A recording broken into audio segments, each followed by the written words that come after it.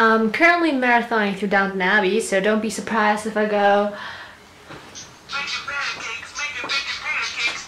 Take some bacon out, put it in a pancake. Making pancakes, that's what it's gonna make. Bacon pancake. Hello, my name is Jenny, and today we'll talk about this lovely lady here, or gentleman perhaps. The book falls into the YA dystopian post-apocalyptic genre, not that I've read many of those recently. But if you're not familiar with the genre, here let me give you some steadfast rules. Firstly, the world falls into ashes due to a known or unknown cause. Secondly, everything's apparently better. And lastly, a hero or heroine arises. Let me give you a run through of the story. So there's this plague called the Ian, and it wipes out almost all the kids, and the ones that are left are carted off by their parents and by the government into rehabilitation camps, which are basically concentration camps. Why, you might ask? The ones that have survived have developed special abilities, and the people are very afraid of them. That is why they shut them away.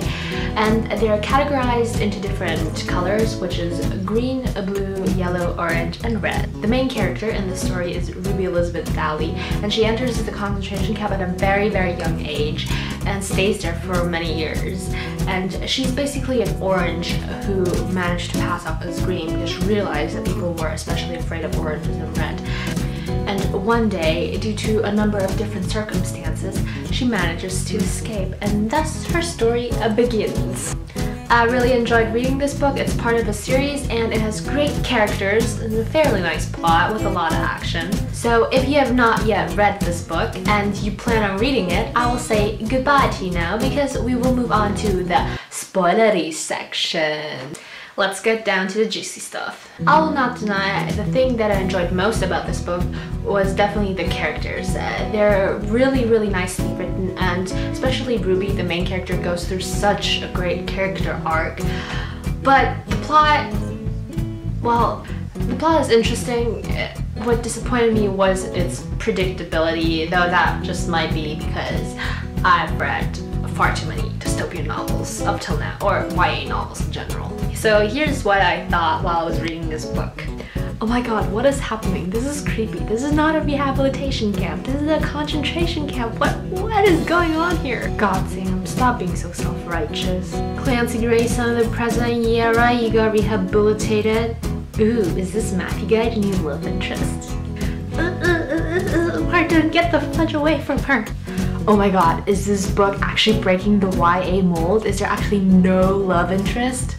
Oh wait, there he is. Obviously this can only end one way with him, for him to lose his memory. No, Ruby, throw away the freaking panic button. So conveniently enough, Slipkid is an orange and even the president can't touch him. I wonder who that could be. Turns out Clancy Gray is the Slipkid. Who would have guessed that? Stop staring at Ruby. You're like the creepy Sebastian to her Clary. Ugh. Yeah, the guy who pretended to be your friend and kept your actual boyfriend away from you turned out to be the evil mastermind behind everything. Shocker! There goes the panic button. And there goes Liam's memory. I'm not saying that I didn't enjoy the story. It was a really good story. I loved the character interactions. Just that, you know, some plot points could have been a little bit more unpredictable. I really, really enjoyed all the Clance and Ruby scenes. I know most people are all like, Clance and Liam, yeah, but I'm more of it like that. No, not Clance and Liam. Ruby and Liam. But I'm more of it like that. I kind of like Clance. He'll have a lot in store for us in the next book, I hope. What genuinely shocked me was Chubbs getting shot and Jack's letter. What just happened there suddenly? That was so good. And I thought that Martin would play a more antagonistic role in this book, but Ruby was just like, fuck off. Maybe the creepy, pervy, sweaty kid will come back in the next story, who knows? I'm super pumped for the next book. I think it comes out sometime later this year. I'm excited for the whole entire Ruby-Liam interaction, and of course the Ruby-Clance interaction, seeing Suzume again, maybe getting to know Martin a little bit more, and hopefully Chubbs survives. Please, Chubbs, don't die, Chubbs. If you have enjoyed this book, let me know down below what were your thoughts. Were there things that were contradictory? Were there things that were unexpected to you? What were your favorite scenes? And what color would you like to be? I think I'd probably like to be yellow. I think it's cool to be able to control the electricity and stuff. And no, that is not a reference to me being Asian. You can check me out down below on my different social networking sites. One of them contains books. And what have we learned from this genre? Don't live in America. The world always seems to end there first. So thanks for watching. See you next time. Bye.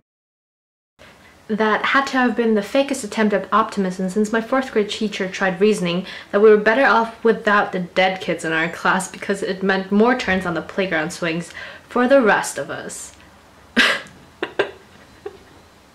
This is so cynical.